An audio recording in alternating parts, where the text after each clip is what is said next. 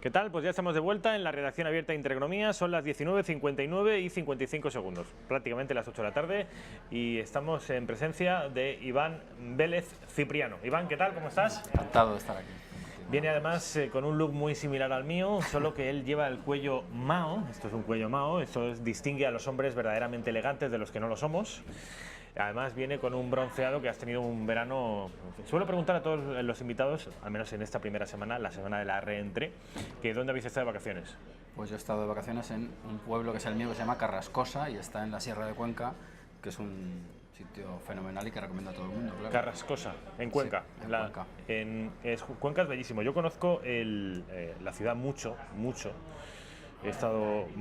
todos los inviernos voy al menos una vez. Pero la provincia no la conozco y yo sé que es muy bonita, además me lo lleva diciendo mi amigo Iván desde hace mucho tiempo, que es una provincia muy bonita. ¿Tu pueblo dónde está? ¿En qué parte de la provincia? ¿Norte, sur, este, oeste? Cuenca, que es como una especie de pentágono, pues en el pico de arriba, en el vértice de arriba. Estamos ya lindando con Guadalajara. Estás invitado, por supuesto.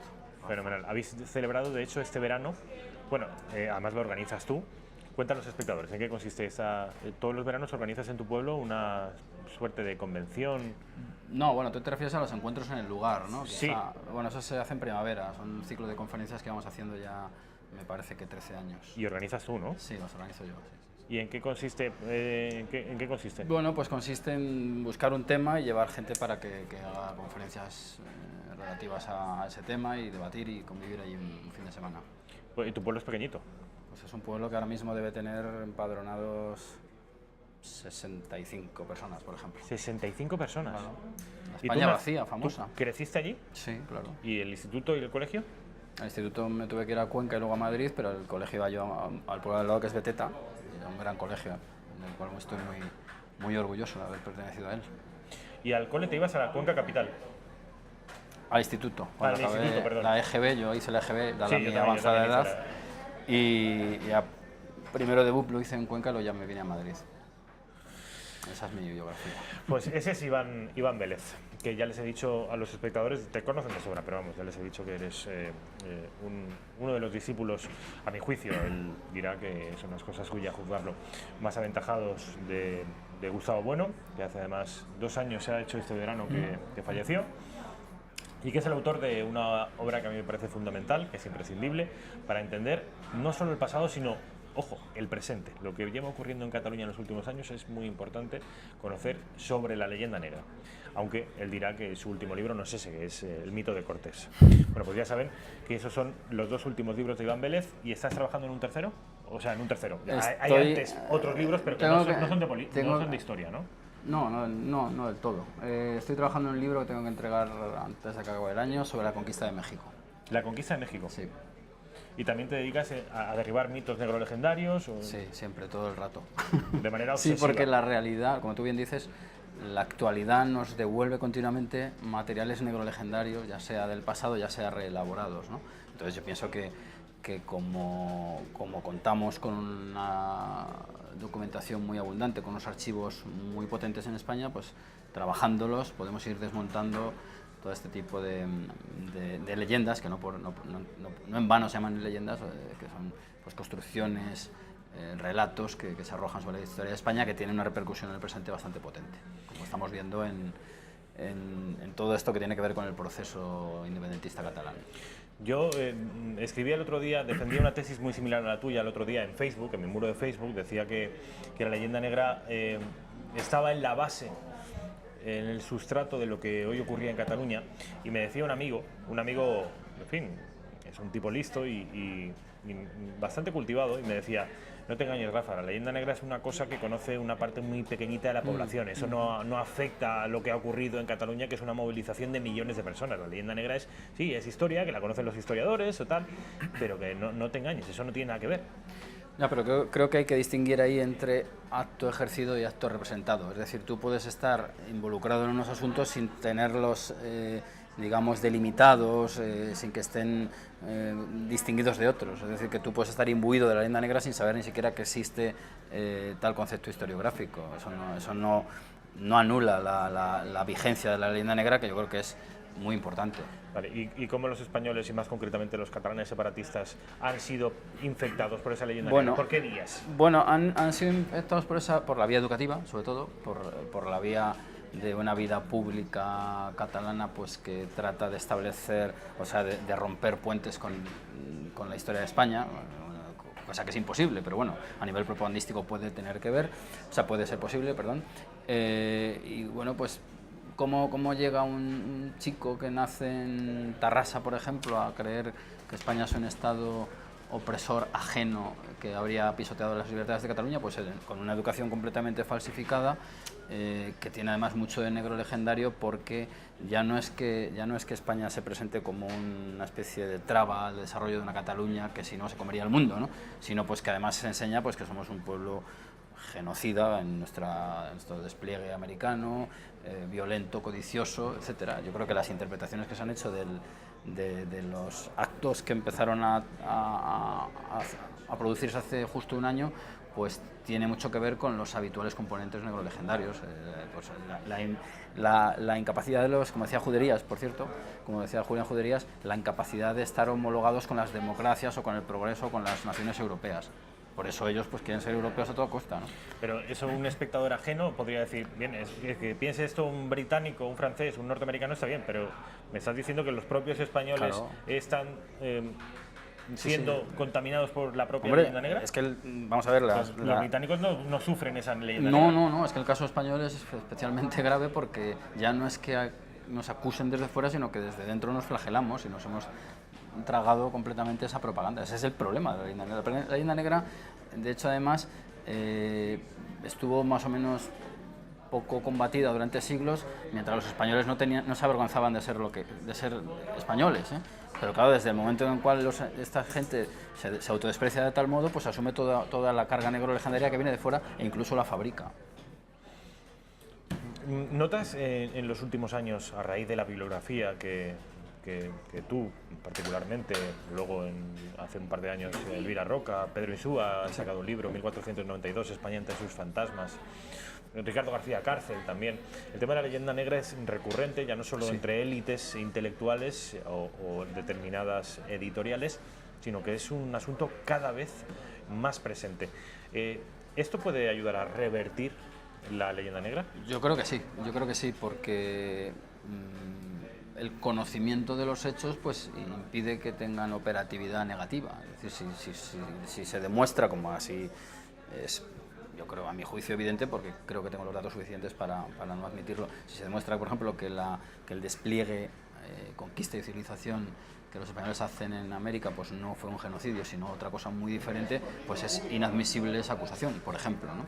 Si se demuestra pues que en todos los momentos históricos la participación de catalanes y vascos, y digo esto porque son las dos regiones con mayor beligerancia separatista, pues estuvieron absolutamente involucrados. Si hubo virreyes en América que habían nacido en Cataluña, pues no entiendo entonces, salvo pues una manipulación muy burda, a qué viene negar la participación de estas regiones en esta empresa de carácter universal. Entonces, por eso pienso que todo este tipo de obras y las que vendrán, incluso también las que van ganando terreno en prensa, que me parece que es un frente importante, pues tienen una gran importancia.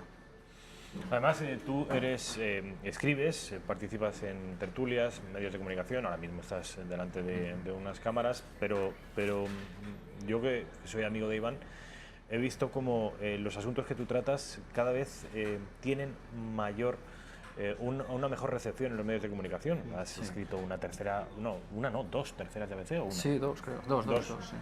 Sí. ¿Te ha entrevistado Emilia Landaluce? Landaluce me entrevistó hace un año y pico, sí. Es un asunto que Iván obviamente lo trata muy bien, pero es un asunto que va ganando envergadura. Yo espero solo esto que se traduzca en una concienciación de la anomalía española. Yo entiendo que al margen de las élites intelectuales debe operar, para revertir este proceso, es fundamental la cultura popular. Sí, novelas, cine, televisión, series. Tenemos el novelista más importante de España, el que vende más millones de libros, que es Arturo Pérez Reverte. es un tipo que él mismo se dice patriota y yo hasta cierto punto le creo. Yo creo que él ame a su país, pero desgraciadamente este hombre, ¿qué pasa con ese hombre, con Pérez Reverte? Pues yo creo que tiene cierta congestión neurolegendaria, por darle un toque así médico. Pero si este hombre siempre habla de las batallas y de la épica hispánica y de los tercios. Sí, pero por ejemplo, incurre en uno de los errores más habituales al analizar la historia de España, pues la idea de que en España no hubo ilustración y de que de algún modo perdimos el tren de la historia en el 18, en el 19 ya lo habíamos perdido del todo, y eso no es así, porque además si uno acude a los textos de la época y los coteja con Voltaire y todas estas lumbreras europeas, se da cuenta, y voy a poner un nombre con falda sobre la mesa, como el padre Feijóo, un hombre de iglesia, se da cuenta que el padre Feijóo era muchísimo más racionalista que esos ilustrados pues, que han tenido esta huella tan... También. Claro. Hay un mundo riquísimo ahí. Claro. Lo que yo quiero dejar de relieve es que en el 18 en España hay pensadores, por supuesto, a la altura de cualquier otro de Europa y con ventaja en algunos aspectos. Por ejemplo, un dato muy concreto. Muchos sostenían que los hispanoamericanos, por cuestiones de clima y de geografía y de latitudes y tal en la que se movían, tenían un desarrollo muy rápido en su juventud, pero se estancaban, no podían seguir adelante en su desarrollo intelectual y físico también, ¿no? Claro, Feijóo niega eso, por ejemplo. Y claro, es que eso no se puede admitir, no tiene sentido, no encaja con la realidad. Pues eso es una cuestión que tiene mucho que ver luego con el racismo posterior y con una serie de intereses bastante turbios, a los que se sumaron algunos españoles, por supuesto, claro. Pero bueno, como es para poner un ejemplo de hasta qué punto en España, por ejemplo, la superstición, al margen de sus componentes populares, pero la superstición tenía unos límites que los impuso precisamente la Inquisición, por ejemplo, que es sobre la que se arrojan muchos de los males precisamente en ese siglo, la Inquisición, cuando en otros países pues también había censuras de todo tipo. O sea que bueno, ahí es todo un mundo. El papel de la Inquisición, además, que los juicios inquisitoriales de la Iglesia Católica tenían, por otra parte, muchas más garantías. Claro, eran muy garantistas. Y además es absurdo analizarlos descontextualizados porque claro, es que existía todo un mundo jurídico civil pues claro que recurría a las torturas y otro tipo de métodos, pero en España y en cualquier otro sitio del mundo. O sea que aquí la descontextualización se hace siempre con unos intereses muy concretos. Ortega hablaba de hombres de acción. Iván Vélez es una cabeza intelectual de la que debemos aprender muchos, pero también es un hombre de acción. Le digo, escribe libros, nos ofrece muchas veces su visión de la realidad en diferentes medios de comunicación, pero también se patea a la calle y hace cosas como, por ejemplo, marchar en tanto que presidente de la Fundación de NAES. Director de la Fundación de NAES, siempre me equivoco, a la manifestación del próximo 9 de septiembre en Barcelona. A ver, cuéntanos. Sí. Bueno, pues de NAES se va a sumar, por supuesto. A mí Opazo me llamó hace meses y... ¿Estuvo ayer aquí? Sí, lo vi. Y me pareció que era una iniciativa interesante, nos hemos sumado como fundación, estaremos ahí presentes. Yo estuve ya también, por supuesto, el año pasado en la manifestación multitudinaria del día 8 de octubre y yo creo que es fundamental dar la batalla en el frente, y el frente está ahora mismo allí. El frente hasta el momento, pues un frente con unos niveles de civismo bastante elevados, pero que no hay que descartar que se recrudezca. Entonces, pues para intentar evitar esto y para intentar además que se produzca el gran robo de la nación, que no otra cosa es la secesión de Cataluña o de cualquier otro territorio, creo que todos los españoles debemos pisar la calle, efectivamente, y enfrentarnos a estas sectas verdaderamente perniciosas. Bueno, pues ya saben ustedes, han visto además el cartel del próximo domingo, 9 de septiembre, ahí lo están viendo, gran manifestación en Barcelona a las 12, inicia en la Avenida del Paralelo y finalizará en la Plaza de España. Ya saben ustedes quién es el impulsor de esta iniciativa, a la que se une también la Fundación de NAES.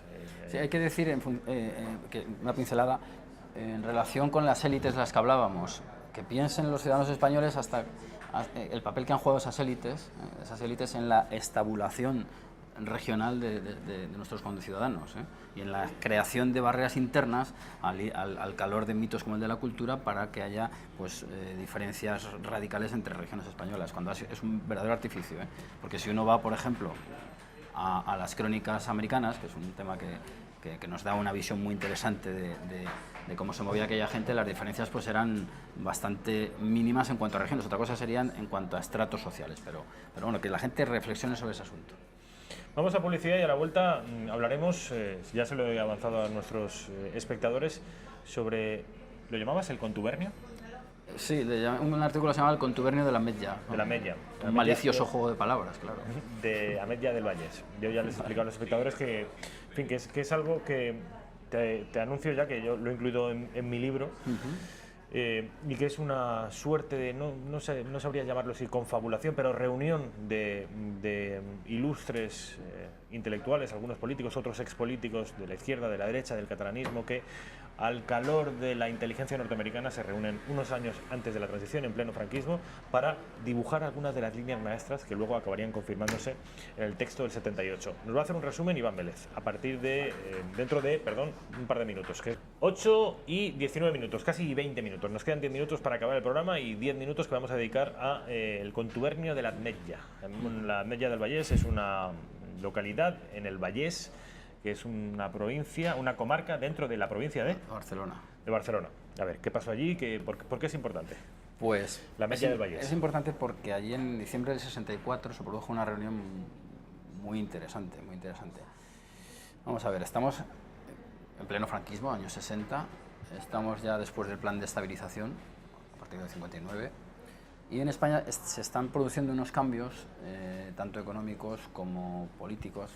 Yo sostengo que el franquismo no es algo monolítico durante 40 años, sino que había muchas familias enfrentadas entre ellas, pero opuestas a otros, con un enemigo común que sería el comunismo.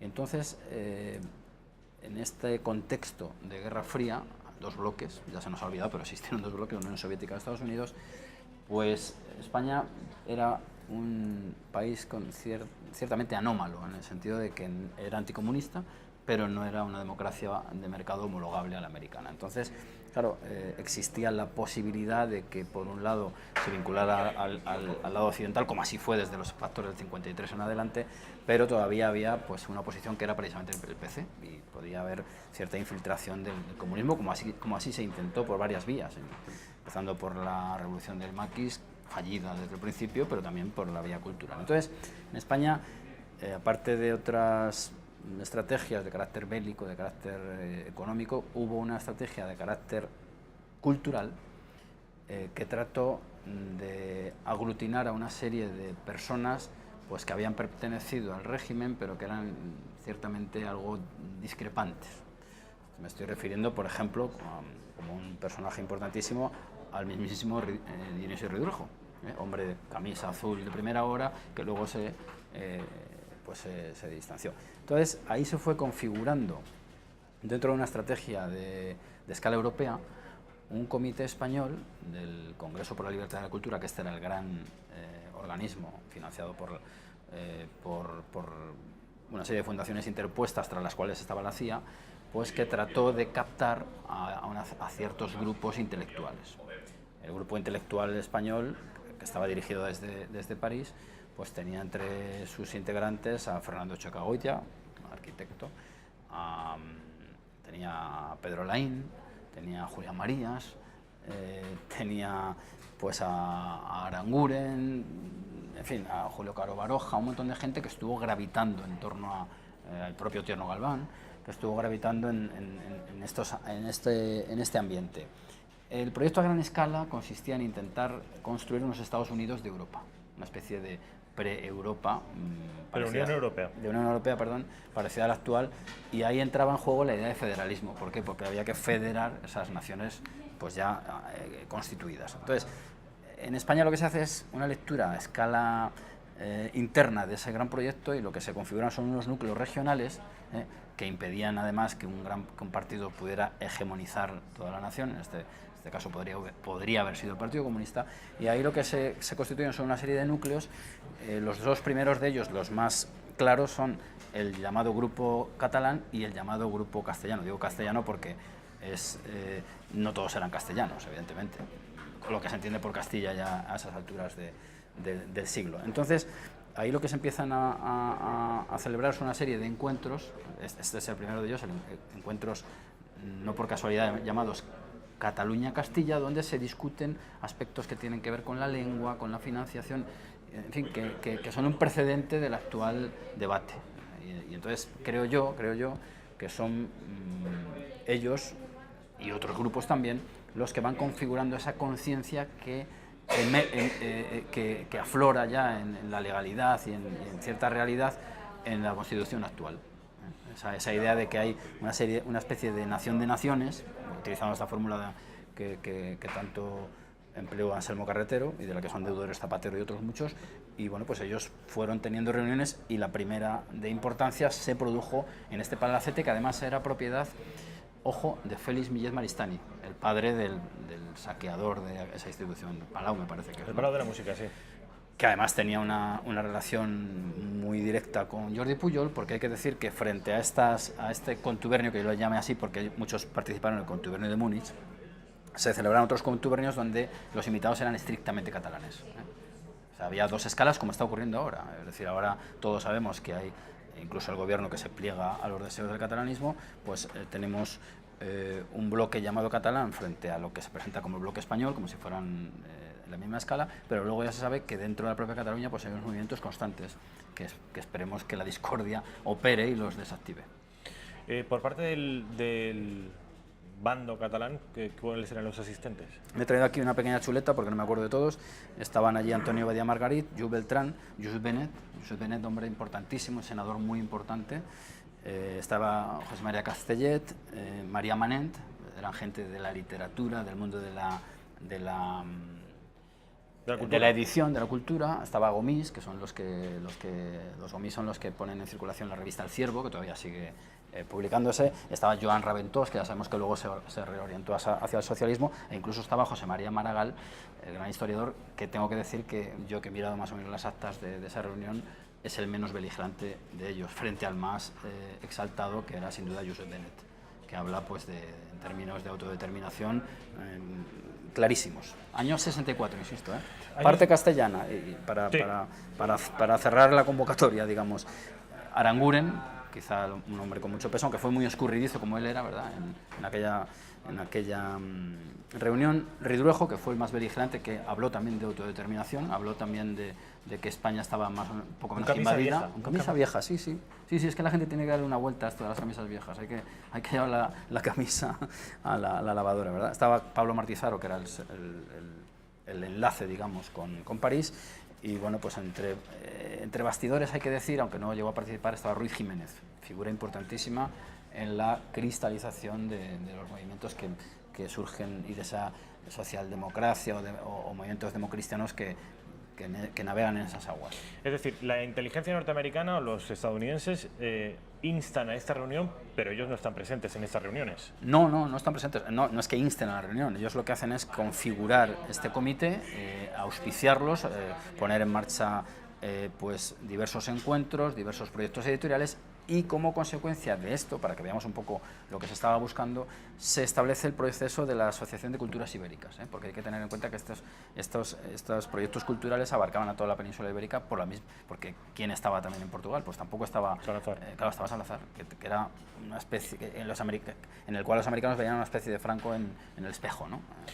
El iberismo no ha sido de fiar nunca, Iván. El iberismo no es de fiar, no. El No iberismo es de fiar. deja siempre la puerta atrás a la...